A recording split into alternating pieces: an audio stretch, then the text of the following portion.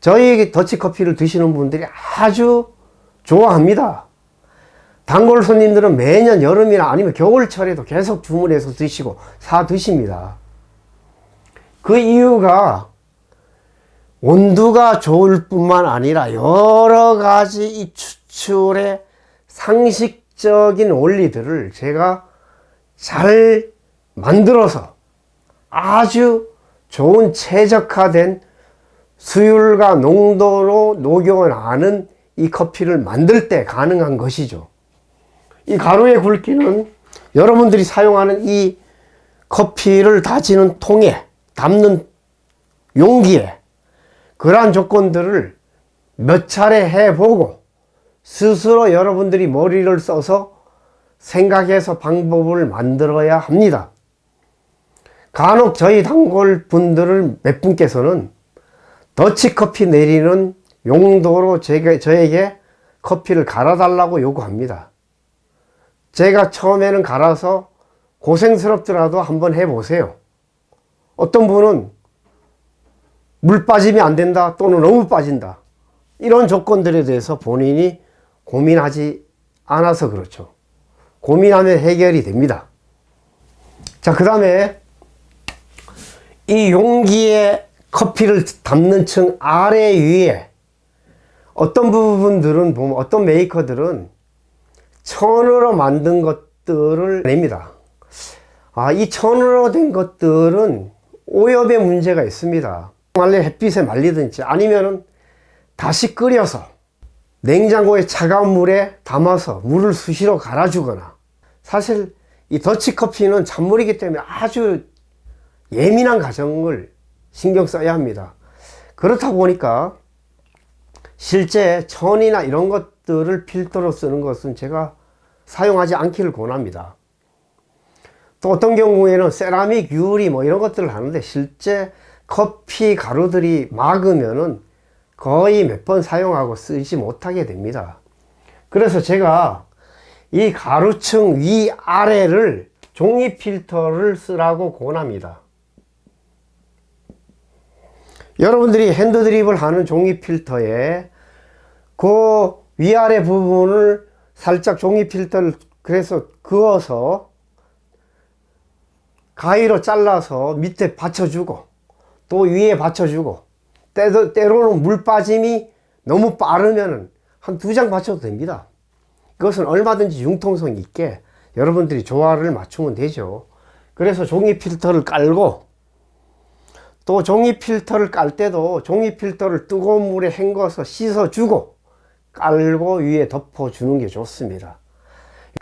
물이 떨어지면 물이 전체적으로 확산돼서 골고루 전체에 녹여남에 유익함을 위해서 종이 필터를 위에 깔기를 권합니다. 자, 이렇게 했으면은 그 다음에 이제는 커피를 내리면 되겠죠. 자, 그러면 우리가 더치커피를 볼 때 이러한 원통형으로 된 더치커피에, 제가 그림을 잘 못 그립니다. 이러한 용기가 있을 테고 그 다음에 이러한 것들을 받을 겁니다. 자, 우리가 이래 볼 때 여기에 있는 물을 어느 정도 담았을 겁니다. 물입니다. 그러면은 여기에 조절하는 밸브가 있어서 물을 한 방울씩 떨어뜨리는데 보통 물이 2초에서 4초 사이, 그것은 여기에 커피의 층의 길이와 또는 폭, 가루의 굵기, 이러한 어떤 조건들에 따라서 물 떨어뜨림을 달리 조정해야 합니다.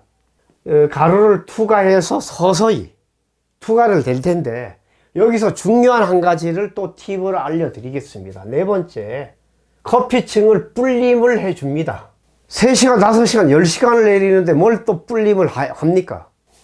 찬물에 커피가 녹여나는 것은 실제 여러분들이 그냥 물방울을 떨어뜨리면 물방울이 커피 다진 층의 일부분에 물길이 나서 전체적으로 물이 잘 빠지지 않고 일부분만 녹여내는 경우가 있습니다. 이건 낭패지요.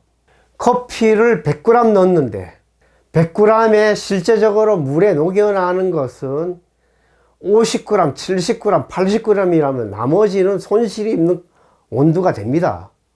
또 일부 윗부분에는 잘 녹아나지 않는 부분들까지 따지면은 향미의 절반을 밖에 못 녹여내는 추출이라면은 지혜롭지 못한 것이죠. 커피층을 위에 종이 필터를 얹으라는 것과 또 커피층 위에 물을 더 부어서 어느 정도 잠기게끔 해서 아래쪽을 막든지 서서히 스미게끔 놔두어서 30분 때로는 1시간 불림의 시간을 갖는 게 좋습니다.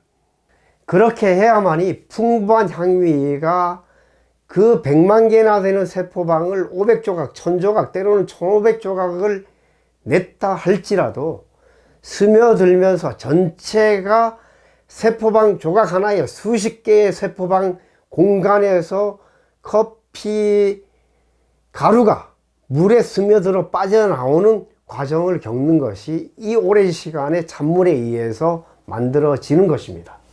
그러면은 이러한 커피를 떨어뜨려서 여러분들이 어느 정도 커피를 받았다면은 이 커피를 용기에 담든지 아니면은 여러분들이 유리병에 담아서 봉에 두고 따라서 물을 희석해 먹거나 얼음에 담아서 아니면 와인잔에 얼음을 넣고 이 원액을 넣는다면은 와인 같은 와인이한 향미까지 녹아나고 과일 향이나 꽃향까지도 나는 그러한 커피를 만들 수 있습니다. 여러분들이 이러한 더치커피를 마시게 될 때 경제적이고 아주 가성비가 좋은 실제적인 삶의 풍요로운 커피 문화를 누릴 수 있죠. 이 더치커피는 물을 희석해서 운동을 하다가도 마셔도 되고 아니면 아침에 빈속에 드셔도 좋은 커피는 좋습니다. 저질 커피나 태운 커피는 빈속에 먹으면 속이 불편함을 많이 느끼는데 좋은 커피들은 항산화 성분과 좋은 카페인들이 활성산소, 콜레스테롤을 제거하면서 아주 속을 편하게 만듭니다. 실제 간해독과 우리 모든 장기의 회복과 우리의 몸을 살리는 유익한 천연의약품으로서의 역할을 감당하게 됩니다. 또 한 가지 팁, 더치커피를 숙성을 시켜야 한다고 하는 업체들이나 전문가들이 많이 있는데요. 더치커피를 콜드브루를 3일이나 일주일을 숙성시켰더니 과일의 향미가 나오더라는 것이에요. 여러분들 커피를 내릴 때부터 이 과일의 향미가 아주 풍부하게 집안 전체의 풍미를 번집니다. 또 실제 내려놓으면 이 더치커피는 와인이한 향과 고급 온도를 사용하였다면 꽃향까지도 느껴집니다. 숙성을 시킬 필요가 없죠. 3일이나 일주일, 때로는 열흘을 숙성시키라는 것은 부패로 가는 단계의 직전에 나는 그러한 향미를 느끼라는 것으로 밖에 이해가 되지 않습니다. 숙성과 부패는 아주 묘한 결합관계일 수 있고 때로는 경계선이 애매모호할 수 있다는 것이 이 커피의 영역입니다.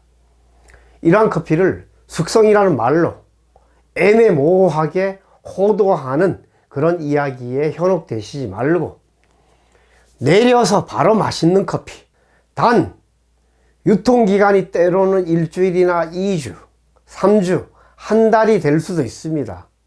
이 여러 조건들이 이해서 하지만은 최소한 열흘이나 2주를 넘기지 않고 빨리 드시는 게 좋습니다.